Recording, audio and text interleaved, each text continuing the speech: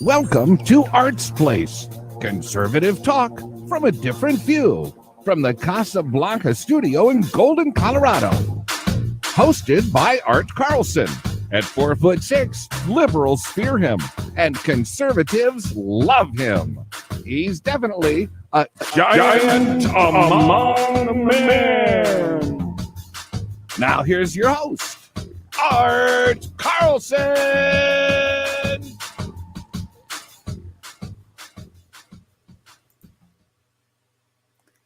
Welcome to another episode of Art's Place, conservative talk from a different view. We've got a great show today. We got a lot to talk about. So without further ado, let's bring up my co-host, Lloyd Mendenhall. Hey, Lloyd. There we go. Turn it on. How you doing? I'm doing pretty good. Good. Oh, yeah. So, I got a new hat. It says, yeah, I like re-elect that. Re-elect Trump 2020. Trump 2020. Make liberals cry Awesome. again. Yeah. That is courtesy of Ron Lockwood. He bought it at Sturgis and sent it to me. Awesome. And speaking of Sturgis, Antifa did show up. All six of them, it looks like. Yeah. Well, they at least brought one of them. They brought them, a lurch or whatever that guy was. They got the tall guy there. Yeah. And notice they had the rainbow flag with them too. Oh yeah. Did you see? They were saying, "Hi, we're Antifa." Yeah. Somebody swung, and the next thing you know, there's like 20 cops on that big guy. Yep. Mm-hmm. From what I understand, is there was a motorcycle going by and he kicked it as it went past. Uh-oh. Yeah, you can't have that. Yeah, can't have that. Not at a bike rally. No. So they took him off to jail after they tackled him and they tased him, from what I understand. Okay. I mean, those cops weren't small guys, and I bet he was a good 6'7", 6'6". Yeah, at least. something like that. Mm-hmm. Let's say hello to the people in the chat. We got Jay Bird, Joe, and then we got Mike B, aka the Drone Ranger, and Steve Carpenter. Yeah. Welcome, guys. So Antifa made do on their promise. They did show up, and I was lasted about 5 minutes. I was disappointed. I thought there'd be a lot more people, Antifa idiots there. Maybe most of them got smart and I don't know about that. They waited really get our butts kicked. I think they waited till the last weekend of it too. So, they just kind of slid in there thinking they'd get by. They didn't last, because as soon as that guy started something, then it's like they had two sets of cops. One took him off to jail, I assume, and the others were taken, and they surrounded those other 3 or 4 or 5, whatever was there, and escorted them across the street to get them to safety. Well, not across the street, down the street. Down the street. They were going down, I guess, Main Street there. Right. and then they crossed that main thoroughfare where all the traffic Right. was at, and kind of separated them and got them over there where they could get them in. Although some of the crowd followed them over there, but yeah, Yep. that Yeah, they did. I was impressed. I was impressed with two things. One, how the police handled it. They were right on it. Then they created a barricade, protecting themselves, protecting the idiots. But you noticed the bikers didn't cause any problems. They just they marched doing their Yep. yeah. I was going to say I've caught that video last night. The first one didn't have sound, and this what I think Steve just put that up. And but anyways, yeah. So I got the one with sound. And that's the one I shared out on Twitter. Oh, good. So, but yeah, it's good to see some American patriots doing the right thing, and they didn't disrespect those cops. They different than what had that been a crowd of Antifa while they were trying to arrest those guys, they would have attacked the cops too. And those bikers are tough people, but they showed a lot of restraint. Yeah, a lot of restraint, because I'm sure. Especially when that one guy kicked the bike. That's what instigated it. Well, I mean, they were on him in a heartbeat. Yeah, they were. And boy, they marched him the other direction. I think they wanted to march him through the crowd just to let him know what they saved his butt from. Mm-hmm. Jaybirds, how about the boaters? Yeah, that Trump flotilla. I heard about that. Yeah, I saw something about it, but I didn't look at it. Yeah, I think they were trying to break the previous record of most boats in the parade. Oh, yeah. I did see something about that. I remember seeing all the boats with Trump flags and all that stuff. Mm-hmm. Yeah. Yeah, a few weeks ago, they were over there by Mitch's house. They were down by Melbourne, going down the Indian River there. Okay. Which goes right by Cape Canaveral, and it goes down to Melbourne. Yeah. Okay. Mm-hmm. That was so. He lives over on the east coast of Florida. Yeah. Okay. Yeah. Yep. And so that was kind of cool to see that, and they're still rioting in Portland. It's 80-something days, and they're still. It's like, well, I think we need to all get together, and whoever helped privately fund the wall down in Texas, we need to just go ahead and just take it across the border, and then just right at the California border, just go straight up that. No offense, Steve, but I might have to pay to get you moved. But you and Rick, but just put the wall right up to the Canadian border. Yeah, there you go. Oh, man. So, I mean, we got less than 80 days left till the election. So, yeah. And I don't know. I look at the polls and I hear one thing and I see something else, but we all know the polls are never right. Yep. And, they haven't been over the last few years, and they darn sure. There's Mike Roach. And, and I think they're skewing the polls, because I think the media wants to make it look like Biden's way ahead of Trump. And they said the same thing about Hillary, and she lost. So, well, I saw something to. Go ahead. I think a lot of Trump supporters are just not. They're faking it, or they're not, participating in the polls. Well, it's like I said last week. I had that pollster call me, and those answers were so skewed that no matter how I answered, other than the fact I said I was a Republican, then they can turn around and use that and say, "See, here's a Republican that supports the Democratic beliefs." No, that's not what I support. But and I told her, I said, those questions aren't good questions, because Yeah. do you believe that it should be very much, very little, a whole lot, but or are you completely against it? They don't give you that choice. Are you completely against, say, abortion or Right. yeah, it's the wording. It's the wording of the questions that does it. And that's why they're getting these results on these polls, because they're not That's asking the right. right questions. I want to say hello to Mike Roach. Welcome. Mike got himself a new set of wheels there. I saw that. Congratulations. Yes. That's what I got to do this week. I got my rental car, so I just need to get that settlement payment, and then I can finally go look for a car. Right. Well, good luck in that.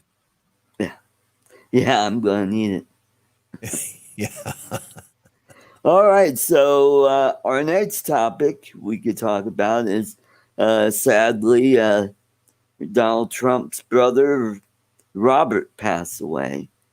Yeah. And it didn't take long for the left-leaning idiots to say really crappy things about that.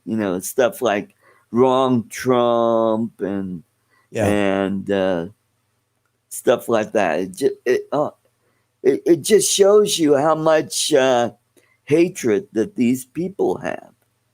Yeah. I mean, the hatred is so deep on these people that they just, it's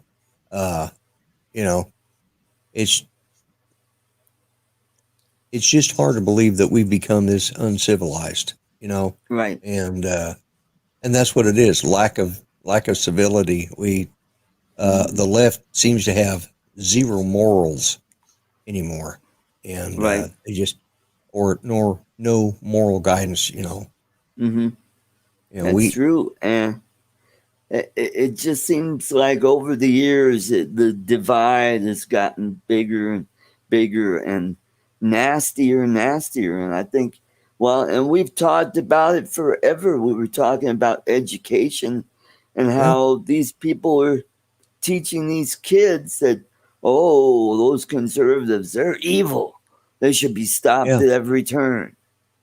Yeah, and that's it. They've been teaching.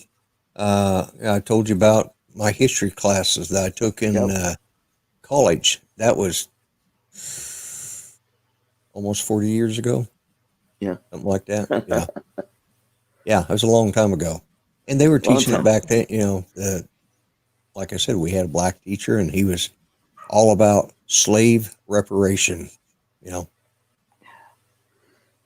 Oh, man. I mean, can we get past this stuff? I mean, the civil rights movement, that was like over 50 years ago, almost 60 years ago. Yeah, yeah. I want to say hello to Cleve Tidwell. He's an old friend of mine. Well, back when I ran for office 10 years ago. Welcome. Oh, good. Glad to have him in I believe he ran for office way back then. Yeah. Mm-hmm. Yeah.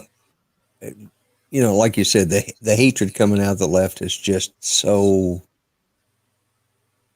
and it's not, because okay, let's talk about the one people we all know here, or most of us know here, that claims to be a snowflake.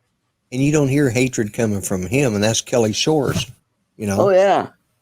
And, he's politically a liberal, but you don't hear that kind of talk coming from him. He's the nicest person you could find. And he does so much for everybody, And, but I think it's the younger generation, because he's middle-aged.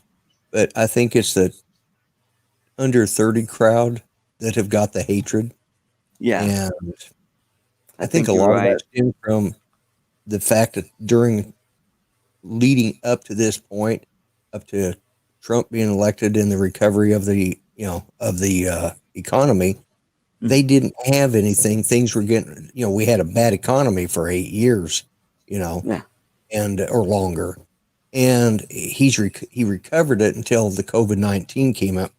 Right. And I am doing the Aussie wave here. I got stuff flying. It's Oklahoma. We got bugs everywhere. As bad as Australia. But Well, here in the Denver metro area, we're doing the same thing, but it's ash that Yes. we're because we've got like 3 fires. One really big fire north of Grand Junction. That's last I heard is the 4th largest fire in state history. And then we've got another fire in Glenwood Canyon where I-70 is shut down. yeah, So the semis can't go through, and they shut down Wolf Creek Pass and Independence Pass because the truckers are using those. And those roads they can't handle 18-wheelers up there. yeah, Wolf Creek passes. Yeah. That's not something you want to drive a semi around. Right. A lot of hairpin turns up there. Yeah. Yep. Yes. Another route is they're taking US 40 that takes you over Rabbit's Ear Pass, and that goes up to Salt Lake City, that area. Yeah. So it's just crazy. And then I got out to my car to go to the grocery store, and there's ash all over. Yeah. So I say hello to Agent K. Welcome to the show. I know a lot from hanging with Greg. Yeah, that's true. I pick up the Aussie wave. Yeah. Yeah, it's I can't remember when I was growing up, we had one fire up on Grand Mesa over by Grand Junction, and you could see the smoke coming, but it was never as bad as what they're showing out. And the thing was, I have family and friends that live there, and I've been seeing the pictures, but I don't check Facebook all the time, so I'd seen some pictures pop up, and I think, well, where's that at? And then I see who wrote it. Oh man, you guys safe? Yes. Yeah. Well, and back when we were kids, they used to do clear cutting of dead yes, wood. The last 20 or so years, the environmentalists wouldn't allow us to go up there to clear out all that dead wood, and that's why we have these huge fires. If man doesn't take care, we're supposed to be the overseers of the planet, caretakers of the planet. If we don't do it, Mother Nature will. Yeah, that's right. That's right. And that's what we she's got. Not nice. Dead wood that could be used for manufacturing. You can make charcoal, or you can make furniture with it. Right. There's all sorts of things they could do with that if they just, they need to start, just like with hunting, have to go in and cull the herds. That's why they have hunting season, because otherwise they'll starve to death. Well, if you don't go in and do some clear cutting and cleaning up that underbrush, you're going to have massive fires, and that's going to kill all the animals. I don't understand these tree hugging environmentalists that don't recognize what they are doing to the animals that they want to protect and all this. The three-toed, double-beaked, three-eyed pigeon that lives up there in some tree somewhere, when that tree's on fire, that bird has no place to live, is going to be dead. They don't understand that. Yep. That's right. That's true.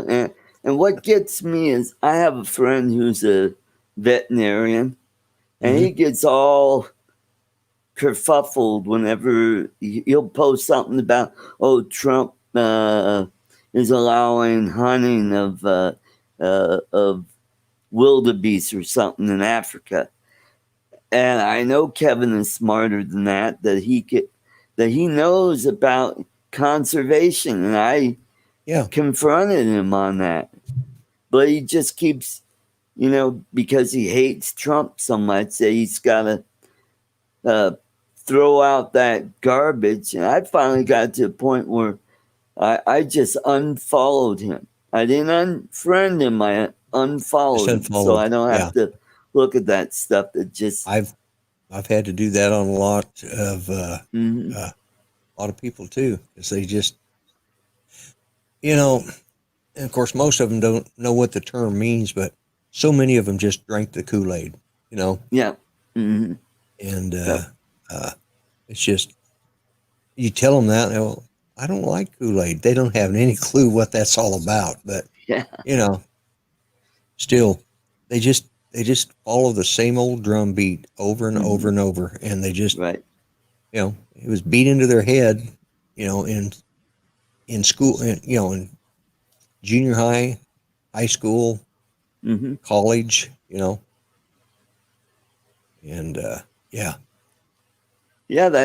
that term Kool-Aid drinker, that goes all the way back to Jim Jones. Yes, it does. That cult down there, and where was that? Was that in Guyana? Guyana. And Jonesboro. They committed mass suicide by drinking cyanide-laced Kool-Aid. Or it wasn't really Kool-Aid, but it was a Kool-Aid-like powdered drink. Yeah, it was a powdered drink. Yeah. Mm-hmm. I'll talk to you a little bit about that after the show. Okay. And so now we could go into Biden's pick for vice president, Kamala Harris. She's not African American. No, she's not. No, she's half Indian and half Jamaican. Yes. Totally different. Yeah, Jamaicans are, okay. You could probably trace that Jamaican group back to the slave trade. Yeah. But it's just not the same as because they're Spanish. They've got the Spanish blood mixed in, and some of the British, and Portuguese. Then you got a little bit of maybe of the African slaves in there, but and but then she's half Indian, so I wonder not how American Black Lives Matter. Indian. Not Native Asian. American, South Asian, and I wonder how Black Lives Matter is going to treat her, because that's true, and she was a district attorney, and then she became Attorney General of California, and she's got a lot of baggage. She does. Yeah. So, I mean, if you look at all the people that he could have picked, none of them were any better than the other. They all had baggage. Yeah. I look at this and I just shake my head and I wonder, how did they come up with the people they've got that's running? Because I'm sure there's smarter, younger, more intelligent, much more electable people in the Democratic Party besides Kamala Harris and Joe Biden. Yep. And you can say all you want about Joe Biden's. I should have said that Biden and Harris, but the way his mind's working, she's the top of the ticket. Yeah. And also, if you think about some of the other candidates like Val Demings, I mean, she's a racist.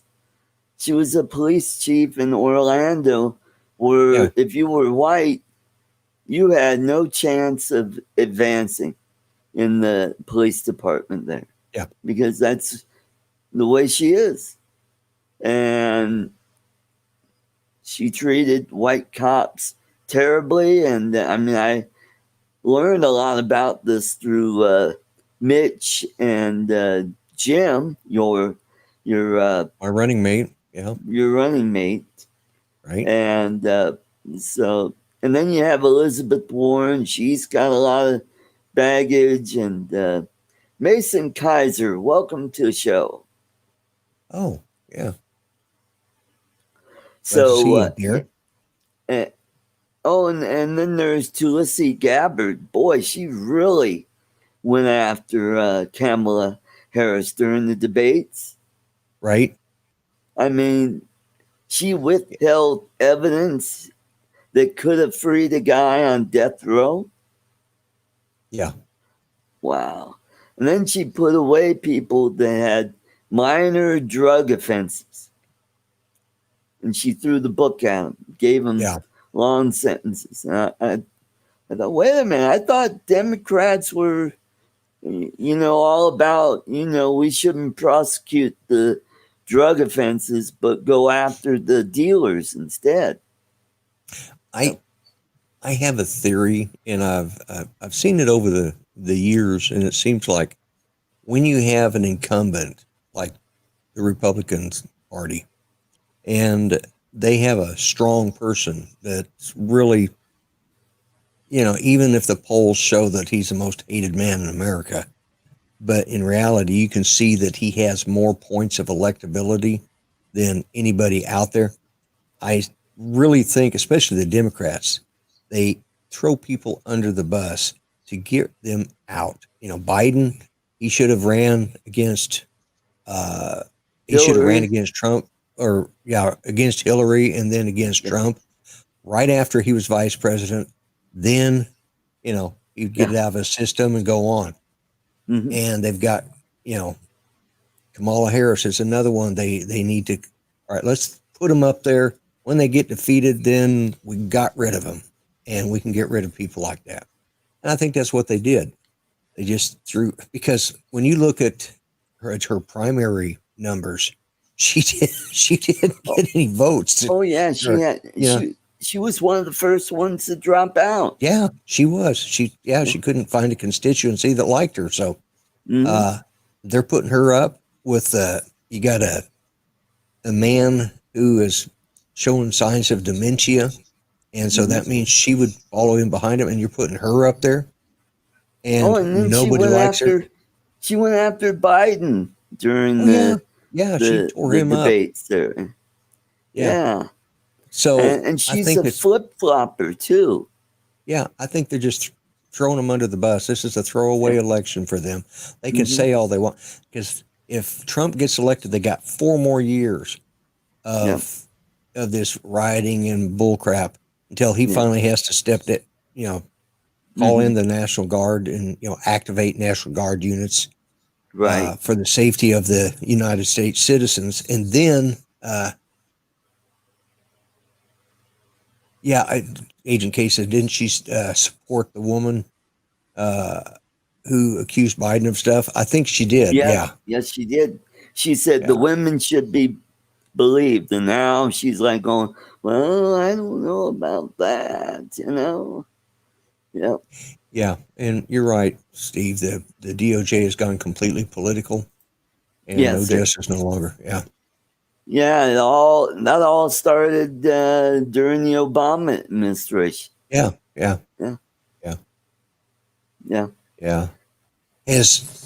thought I saw somebody that was part of the Obama administration has pled guilty. That was I saw that the other day. One of the lawyers or something that got caught lying. Right. Yep.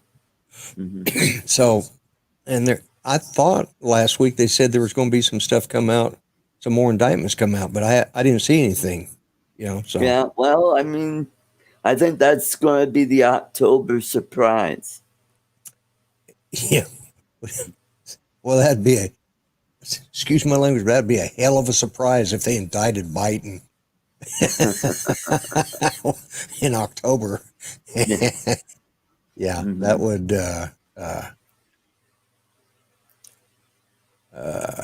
You may have a. You may have a troll there. Oh. Yeah. Oh, who? Yeah, he says horrible channel. Okay. Well, thank you for that for telling us that. Yeah.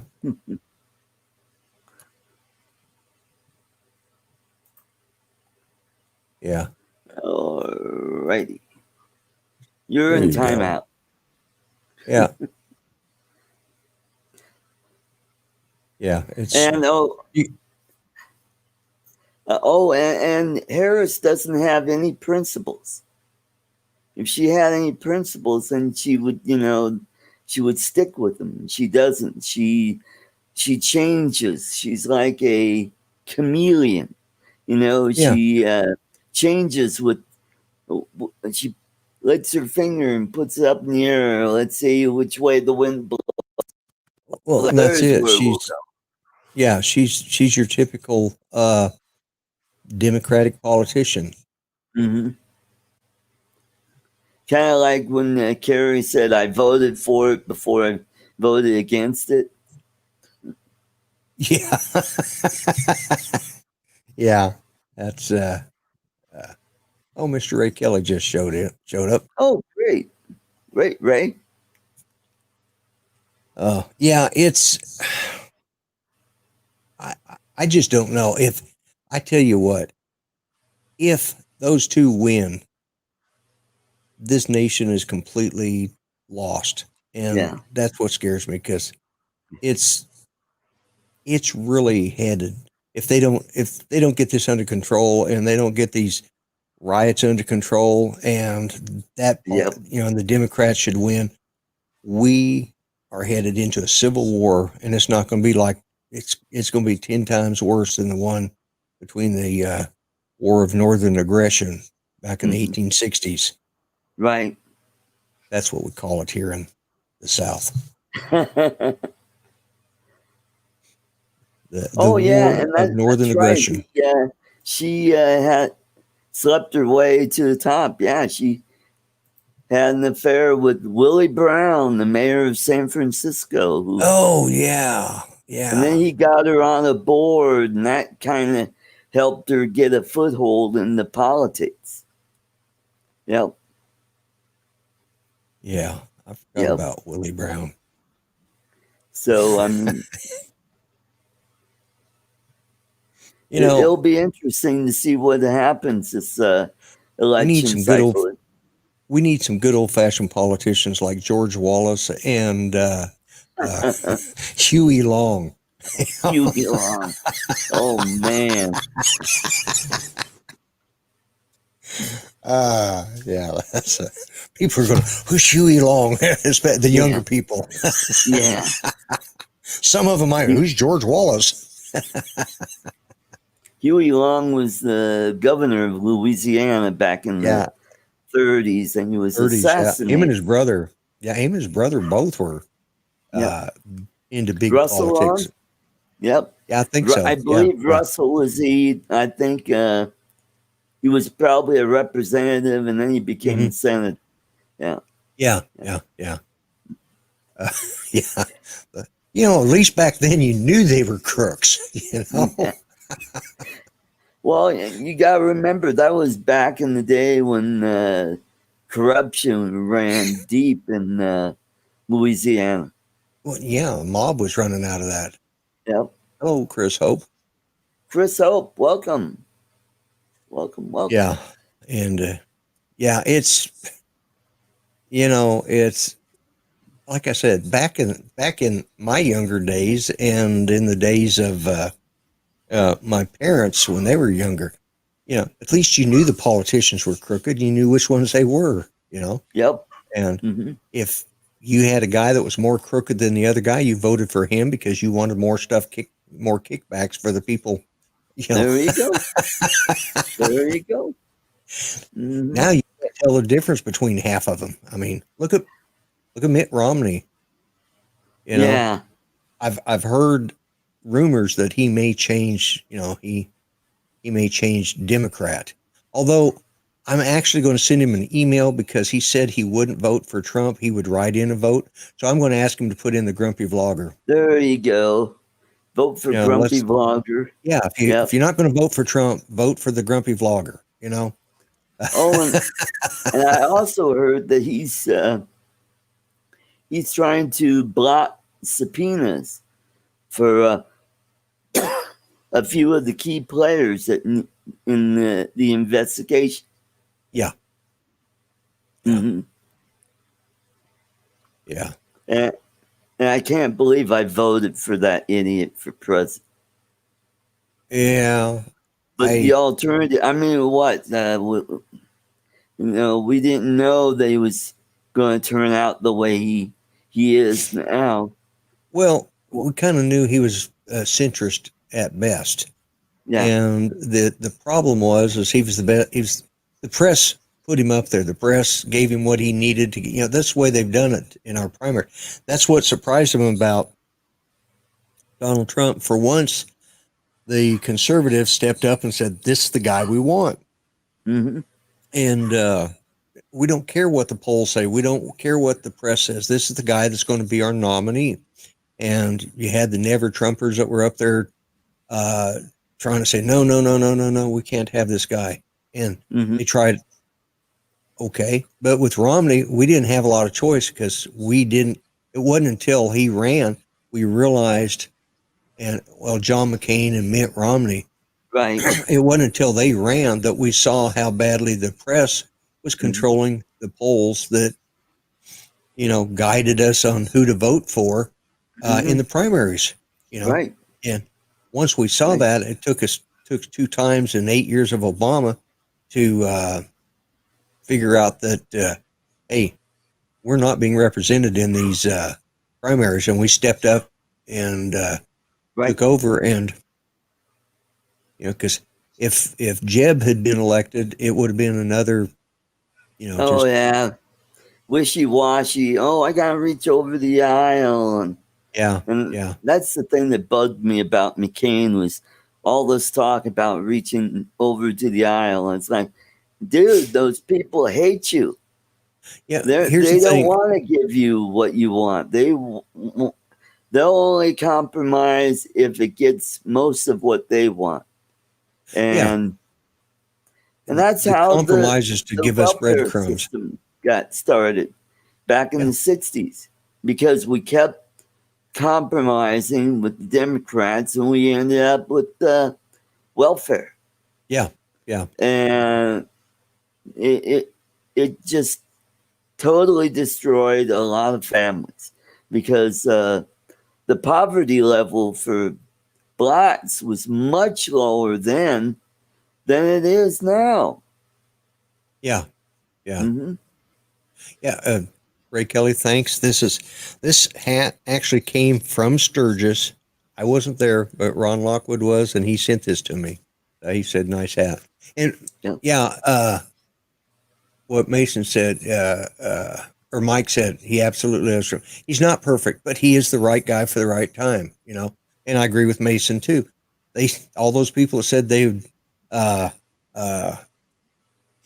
the people that said that they would leave, if Trump got elected, I wish they'd have left. Yep. Would have sure narrowed down the poll, would have given us more of a voting block. Mm-hmm. Well, and Steve made a good point about the California legislators who try and shut down Lyft and Uber as private contractors. Yeah, because, the cab drivers, they have a union. And Uber and Lyft are undercutting a lot of these cab companies. That's why they hate them. Yeah, and that's why the legislation is trying to, because it's a liberal. Speaking of unions, what do you think about what the New York City Police Department union did? Oh, they're supporting Trump, aren't they? Supporting Trump. Yeah. I think a lot of police unions are going to be supporting Trump. And I think that could be a sizable block of voters that Trump will get in the election. So I think a lot of unions that want to work are going to vote for him. Yeah. Mm-hmm. Which kind of goes into our next topic, which is the stimulus checks. And Well, I mean, it's being held up by the Democrats. The Republicans already compromise on key points that the Democrats wanted, but they won't compromise our way. Yeah, funny how that works, isn't it? Yeah, I mean, we They're said, supposed to be. okay, checks are going to be $1,200. We said, okay, on paycheck protection, and also money for first responders or essential workers, and and schools. Yeah, they said, okay, we'll give you, but the Democrats are just holding it back. I don't think they want the stimulus check to go through. I think in their mind they're going to say, "See, look at Trump. He's a meanie. He won't work with us." And but I think it's going to backfire on him because people are just going to get really ticked off that it's the people in the House. It's holding up all this. Yes. Yeah. Then on top of it, everybody's on vacation right now. Right. They won't be back until, for a couple more weeks. So Right. I honestly think the legislation should not be allowed to take vacation until they finish these when That's they right. have these emergency situations come up, like working on the budget, getting the keeping the government running, or keeping the people above water, like with the stimulus. They shouldn't be allowed to go on vacation, because the funny thing is they're still getting paid. They don't care if they're there or not, or if they're doing That's their right. job or not. They That's get right. paid, and that's just not right. Even the dogs don't like it. Yeah, my dogs are not Democrats; they're Republicans. Yeah, there you go. I could say something. I was just going to say something about one of them, but but I won't. That would get me in way too much trouble. It'd get you in trouble. It's your channel, so Yeah. I won't do it. Oh, thank you, Steve. Yeah, and if you like what we're doing here at Art's Place and you want to chip in a few bucks, that would be greatly appreciated. Thank you. Let's see what else. Yeah, and I'm not really a Keynesian, but on one hand, I understand we're in an unusual situation where we had a virus going around that shut down the economy. And part of me is thinking, no, we shouldn't pump money into it, because that would add to the deficit and our national debt would go up. But on the other hand, if we just let it go to hell, it'll take that much longer for the economy to recover, and then all the people that get hurt because of this. And Right. so I'm kind of, stuck between two. It's like you're damned if you do and damned if you don't. Kind of like what George W. Bush did with the toxic asset relief. I wasn't a big supporter of that, but hey, we needed to do something to shore up the banks, because we were on the verge of the banking system just imploding on itself. Yeah. It's a mixed bag. Do you I mean, I am against large government handouts. I really am. And but on the other hand, we have to, the more people we have out that are able to work out working, the better off we are in bringing in more income into the government. In other words, we can pay our bills. But if they're all sitting at home, when they're not going to be able to afford to work. Or I mean, never mind. I know what I was saying. Anyways, I know what I was thinking, but somewhere between here and here, it got confused. I got my tongue wrapped around my eye tooth, and I can't see what I'm saying. Yeah, I sort of get what you're talking about. It's not the problem is, the Republicans want to be, reasonable. They want to be frugal. Right. They want to, get enough money injected into the economy to help out people and to stave off the foreclosures and evictions. Otherwise, if we don't do something about that, we're going to have the housing market will tank, and it'll just be like a domino effect. That's it. Well, the housing economy will tank.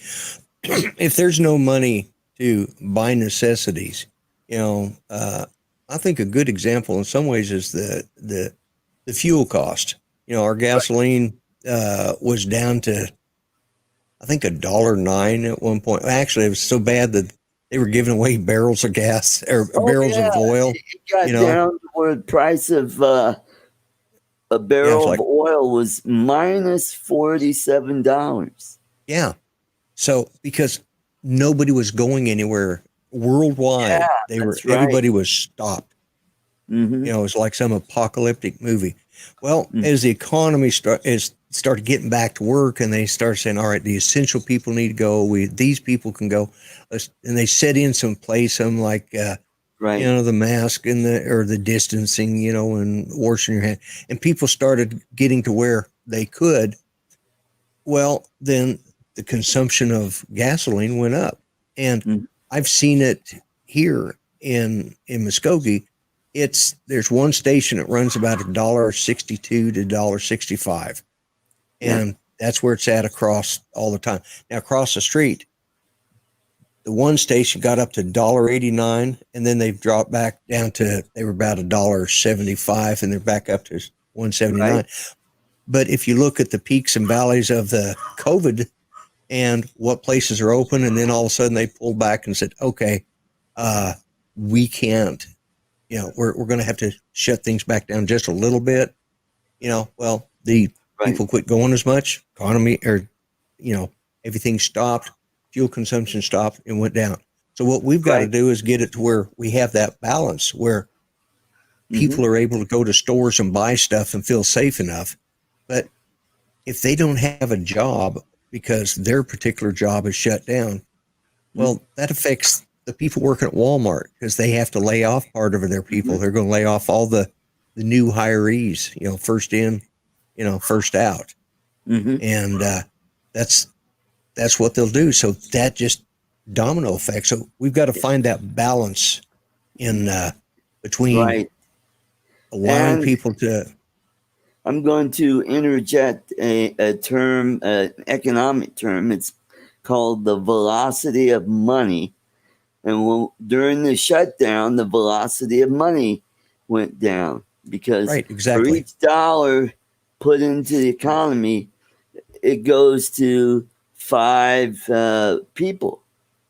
I mean, because it kind of has a multiplying effect. And that's what's called the velocity of money. So with the stimulus that gave people money to spend on things that they need, like food, gas, utilities. A lot of people, you know what a lot of people were doing? They were paying their credit cards off. I'm like going, that's a smart thing to do because that lowers your debt to income ratio and it improves your credit score. So when we finally get out of this, then people will start buying big ticket items like cars and homes and RVs and such things like that. People will be going on vacations again.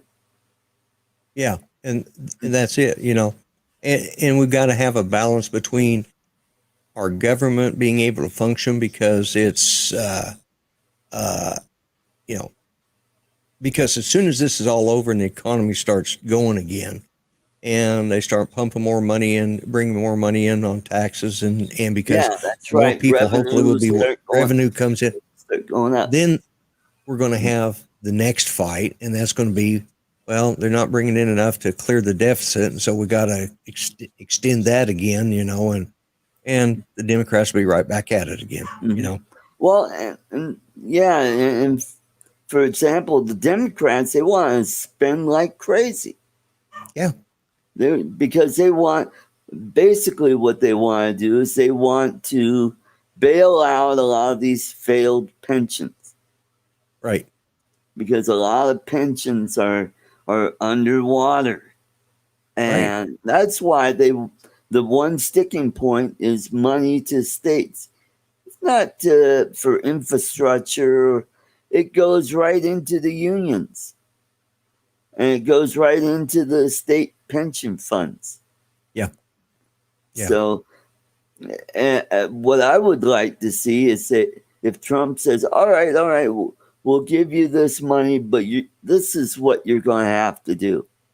Yeah. We're going to have to revamp your pension system.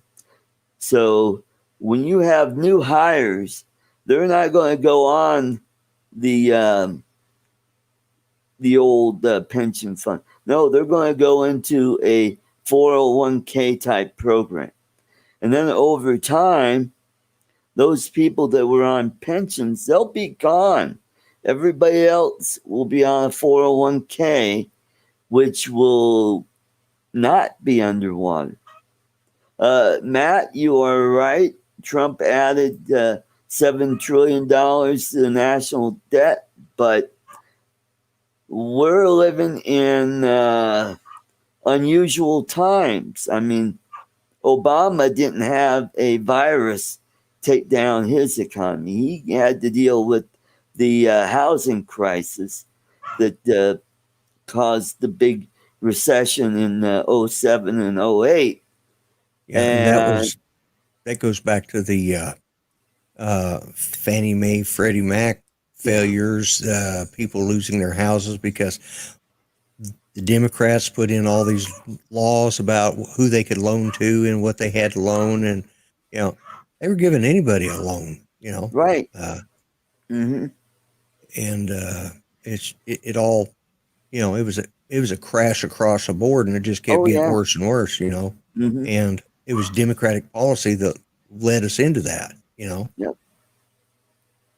And although I agree with a lot of the libertarian ideas, but some of them are just so stringent. I mean, there has to be some growth in government. It's called inflation because you can't have zero growth or minus growth because the population is growing, of course, but you also have the market is growing as well because United States is doing business with countries around the world, and that expands our economy. And what people don't realize is that if we go into a deep recession, it affects the whole world because we're not producing certain items and we're not buying items from around the world. Yeah. So yours is like the business you're in there. They've been having problems there because a lot of your companies that buy from you or from the business you work with, they're from foreign countries, right? And they're not bringing stuff in from, that's the problem. You've got so many. There has to be some increase in government right now, especially right now, because of what's going on. I don't like it, and neither does any other conservative, but at least we know it's going to keep the people fed. a lot of this money and a lot of these things, rather than lining the Letting it pockets all of implode on union people. itself. Yeah. Yeah. Mhm. Yeah. Otherwise, we'll be in a worse situation than we are right now. Yeah. And that's the way that I felt about what George W. Bush did. You know, he was trying to keep the banking industry from collapse. I know some of it was kind of crappy that some of the big banks came out on top and the little banks got wiped out.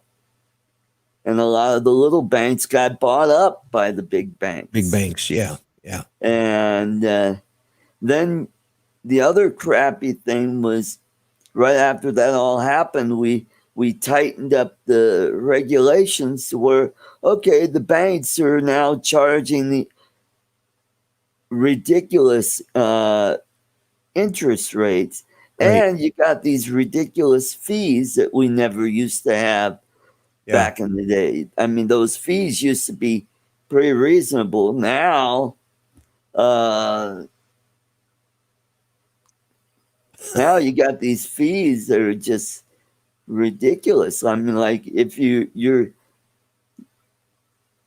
balance is below a certain level, then you get hit with fees. And it's like, wait a minute, I got money in that account. Why are you because that's why I always get a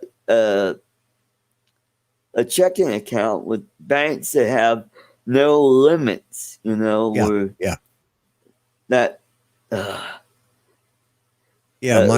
an example, I got a thing in the mail for a credit card.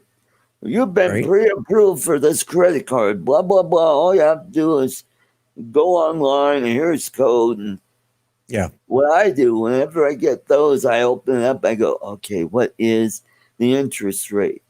Right. Open it up. I'm like going, 36%. You've got to be flipping kidding. Yeah. I mean, I know my credit is not that great right now, but hell, I'm not going to go with it. And then they want you the annual fees like $80 a year. That's just crazy. Yeah. Well, I got a check in the mail. Okay. This is a check. All you have to do is deposit it. And so, you know, it's like $700-800, you know, and I look at it and I thought, yeah, I know what this is. I flip it over, and of course it's from a local loan company, and it was 49% interest. I don't need money like that, you know. Yeah. Oh, I get this one from Stillwater, Oklahoma. Every 2 or 3 weeks, I get a thing from them, and their interest rate is just outrageous. Yeah, I mean, it's over 50%, and I'm like, you know, that goes right into the round file. As soon as I see, oh, Stillwater, Oklahoma, there you go. Yep. Yeah, it's and that's, you know, I don't know why they allow those practices. You know, okay, you need money, you go to the pawn shop. You know, at least you have a chance of getting your stuff back. You're going to pay 49% interest on that, but at least you get your stuff back, and that's it. And I've only used one back when I was in my 20s. You know, I pawned something. You know, but it's just, you know, but it's a cycle. I see people, I know people that they get into that. They do the, you know, the payday cash things that, you know, and stuff like that. And the interest rates on that stuff is just ridiculous. Those are the kind of things that need to be regulated. But well, part of the reason why those interest rates are so high is to help out the poor people with really terrible credit. Because, okay, for example, what if their car breaks down? They need transportation to get to work. They can't get to work. They're not working. So what do you do? So they have to take that money and kind of like a short-term loan, and they pay it off as fast as they can so they can keep the car running. Right. So, and I get that, but just I understand that too, but it creates a vicious cycle.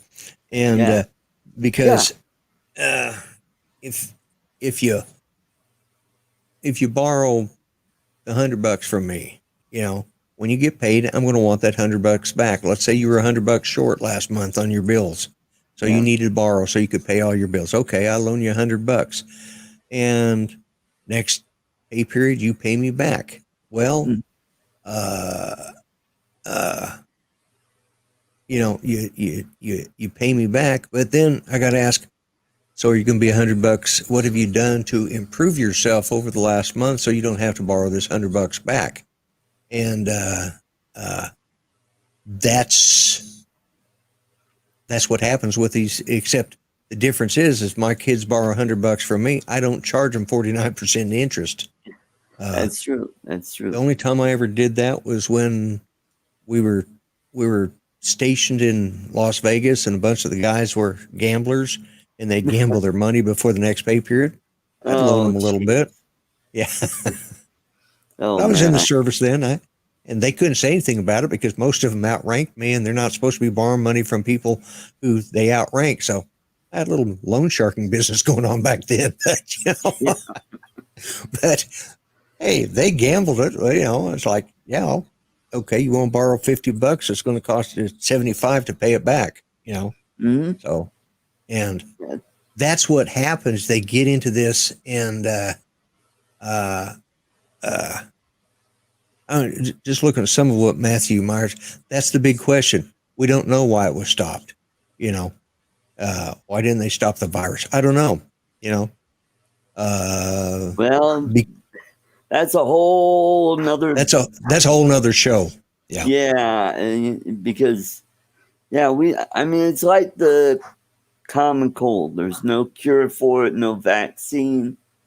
We just got this pandemic going on. Yeah. Where it just happened to be a flu that's nastier than most flus, but most of the people that were dying from it were people that were over 80 years old. Or if you had an underlying health issue. Those people were affected. I mean, like Lloyd and I. Lloyd has MS. His wife has Parkinson's disease. They're very susceptible to this virus. Same with me. I have lung issues. I've got diminished lung capacity. And 3 years ago, I had the flu, and boy, that just knocked me on my butt. I was out of work for several days. I want to say something real quick. You know, Matthew, America is number one, and and we do what we do. But good. I'm glad your parents raised you to be number one. There's no reason to say somebody else that doesn't agree with you 100% has a loser attitude. I don't know where you grew up and when you grew up, but I grew up serving my country, so I understand, you know, the fact that we do want to be number one, but you, your parents, and me and my parents don't run this country. And saying we're number one isn't making us number one, and calling other people that are like-minded losers because they don't agree with you, that doesn't make us number one either. So let's try not to get into name calling. You know, it's just unnecessary. I think it's, treat people better. It's what I say at the end of every one of my videos and my show. Treat people better than you would treat yourselves. That's a start. That's right. Well, Lloyd, we've done over an hour, and I want to thank everybody for coming to the show. And we're growing. We've got up to 14 people, which is like really cool. I like that. Thank you very much, folks, for coming in. You guys all have a great Sunday, and we'll see you all next week on Arts Place. So take care, everybody. Goodbye, everyone.